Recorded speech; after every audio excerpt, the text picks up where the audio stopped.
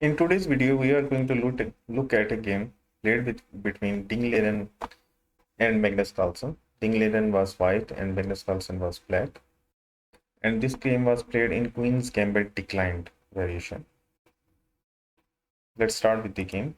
Ding Liren opted for d4, d5 by Magnus Carlsen, c4, e6, knight f3, a6, bishop g5, bishop e7, bishop into e7, queen into e7.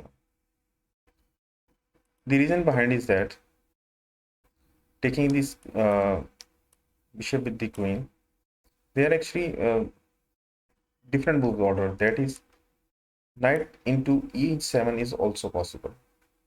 Let's see if what happens if knight into e7. Sorry, knight into e7 happens. Knight into e7, then e3, castle, knight c3, knight d7, rook c1, and knight f6 over here. And the black is going to develop these bishops whether to g6 or whether to f5. And he is going to develop this bishop by playing the move like b4 and going to play the bishop to b7. This might be the sequence of the moves. If black takes the bishop over here with the knight, we continue with our game where queen into e7 was played after knight bd2, knight f6, g3. Going over for Fanchato on g2, bishop is castle, bishop g2, and we are still in the opening. b6 was played, going to develop his bishop over here on b7. And actually white spades this movement that when black plays this pawn to b6, then he is going to take this pawn over here on d5. And same thing happens in the game. E into d5, e into d5, castle, and we are out of the opening. And here in the database there is only one game which was played between Magnus Carlsen and Ding Liren, which we are studying at present. Bishop b7 was played, developing the bishop. Rook c1 was played, and a5 was played. The reason behind playing a5 is that black is trying to play the move now bishop to a6 over here by pinning this rook, by pinning this pawn to the rook on f1. So rook e1 was played, and here c5 was played. The another reason to play this move to bishop b7 was that black wants to play this move c5, and in some instances he is going to play the move c4 and then redevelop his bishop to c8 and then bishop to e3. So c5 was played in the game, d into c5, b into c5, and e4 was played. This pawn is protected on c5. This d4 5 pawn is also protected, and black is controlling at present the center. So what white's plan is, he's going to immediately hit the center, and that's why Ding Liren played the move e4 immediately after knight into e4, then knight h4. Now this pawn is threatened and this knight is threatened twice, and black can't move this knight over here on e5 because his queen is pinned to this rook on e1. Queen f6 was played, and knight into e4, d into e4, and rook into c5. Now you see that white has majority on queen side, where he has two pawns, and black has one pawn over here. And black has the centralized pawn and these open files. And still black's this knight is not undeveloped, whereas white's all pieces are developed. But this knight is a problem.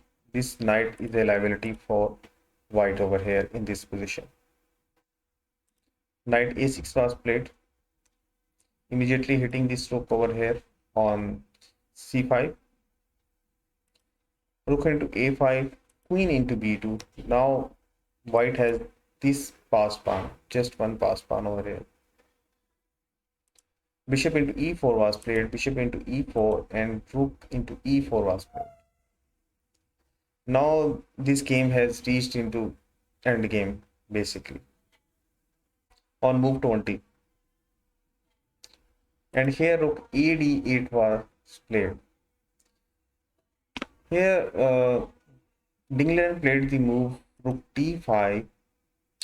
Instead of it, it was better to play the move queen e1,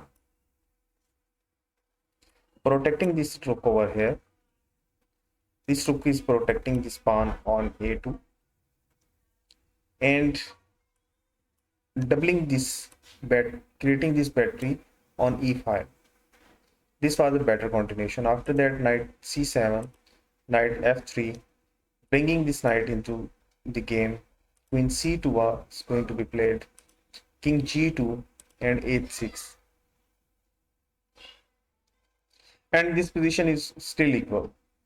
White has an edge due to this a2 pawn, but with the accurate play, black can draw this game. After rook d5, rook into d5 was played, queen into d5, and knight b4, hitting this pawn twice and threatening this queen over here on d5. So queen b3, queen into b3, a into b3, and this is completely a dead end game. And basically, with accurate play, black can draw it. Rook b8 was played, and here, instead of playing to rook b8, knight d3 was somewhat better. After that, rook c4.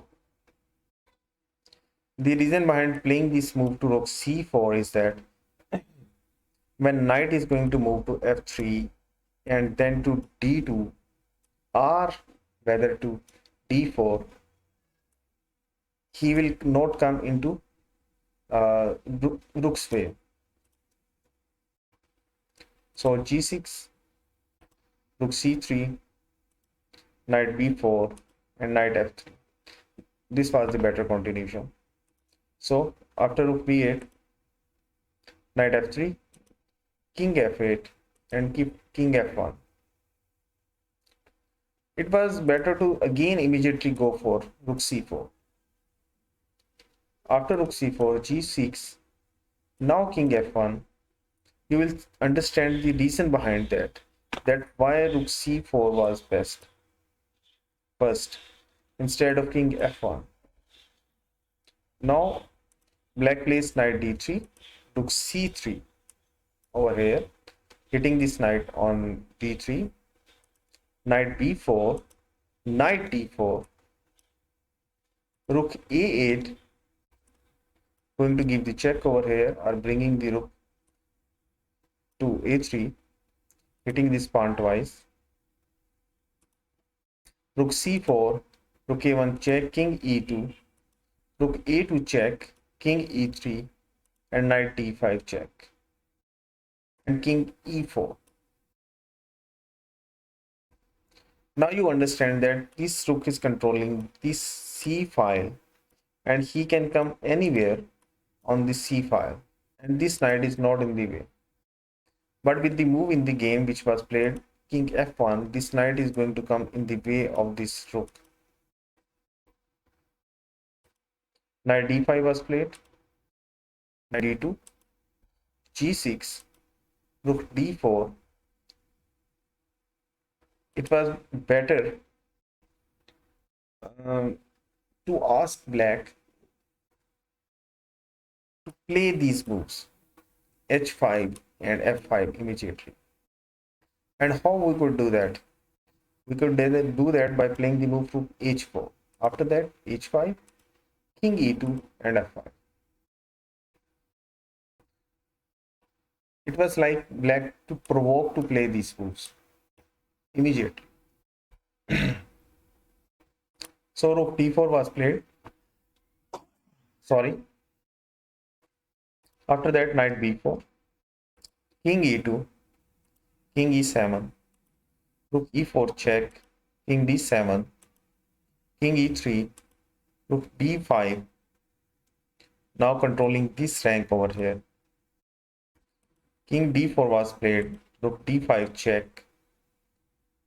Here instead of rook d5, better continuation was again going for this rook b7. After king c4, knight a2. Controlling these two important squares of um, uh, white's king to move to. Rook e5, king d8, moving the king, and the rook is protecting these pawns over here on f7 and h7 and f4 now.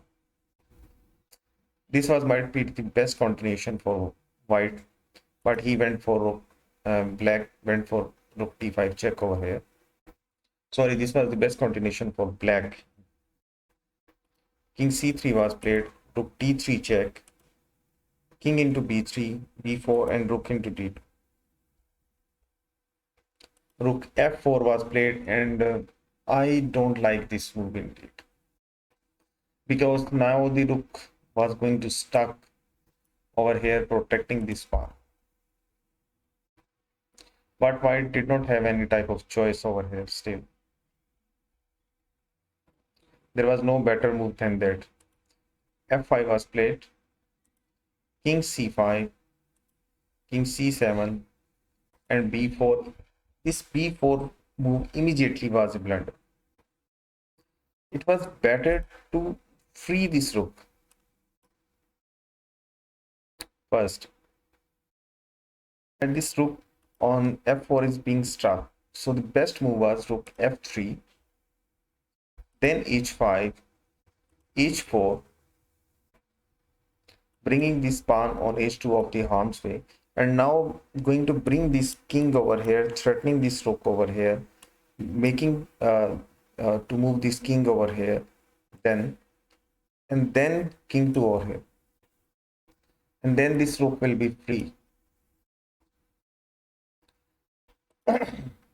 King b7, king c4, same idea, king c6, king c3, threatening this rook, the same idea which I discussed, rook e2, king d3, rook b2, now king d4, rook e2. The reason behind playing this rook to e2 again and again is that to stop white king from going to king side. If the white king will move to king side, then he is going to capture all these pawns. So the continuously black is going to hold this king over here on d file by playing the move rook e2 to keep white from going to this side of the board. So b4 was played immediately in the game. King b7 and h4 was played. Here instead of h4 is better to go for rook d4. And black can't take this pawn over. He is going for to give the check over here. We will check that if black takes this pawn, what happens. Rook into f2, then rook d7 check. King c8, rook h7, and now white is winning. The reason behind is that this king is cut off. on the 7th rank, and this black king can only move to 8th rank only. This pawn is protected by the rook on h7, and this pawn is supported by this king of white over here. So in the game, h4 was played, h5, rook f3 was played now. Still there was a chance to do this maneuver.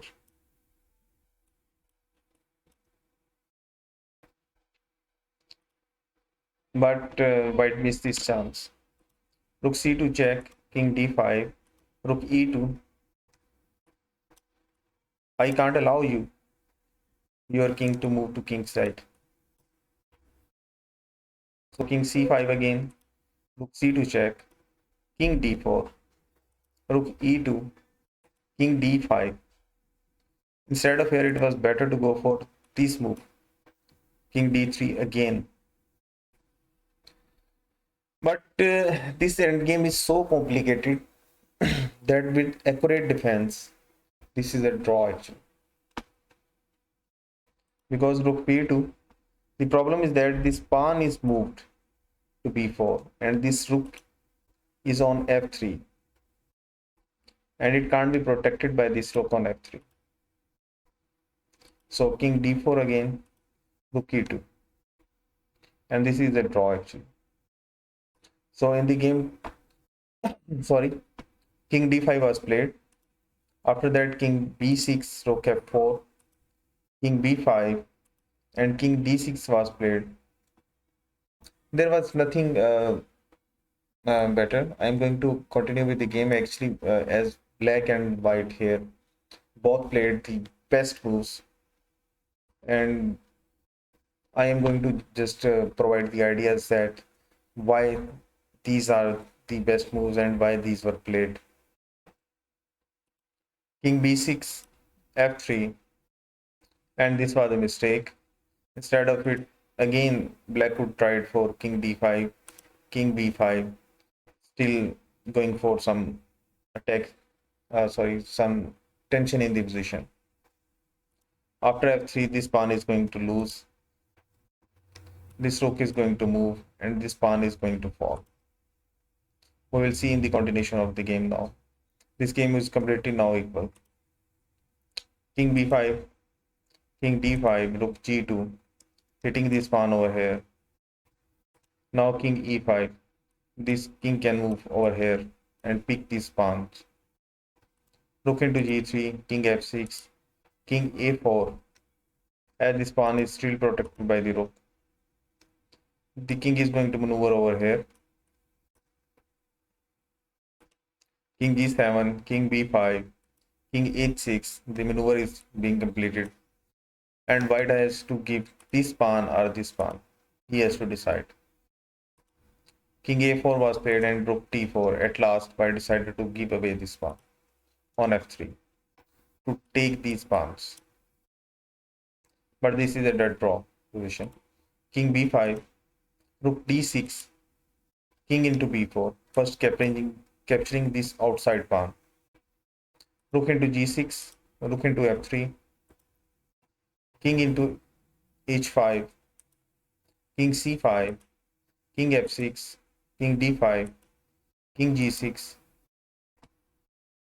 king e5, h5, rook g3 check, king f7, f4, h6. Now it's simple that black is going to take this pawn and white is going to take this pawn. King h3, king g7, f3, rook f8, king g3 check, king h8, king e4, h7, king e3, and a simple drawish move, rook into f3 check. And king have to take, the rook can't take it. Rook can also take, if we take with the rook, it is still a draw. The reason behind is that black is going to move this and rook is going to give the check continuously. Black is going to tuck away again over here on a h8. h1. So after this king into f3 move, both players agreed to a draw. So this was the end of the video of today. If you like it, kindly subscribe and hit the bell icon button. Thank you. Thank you very much.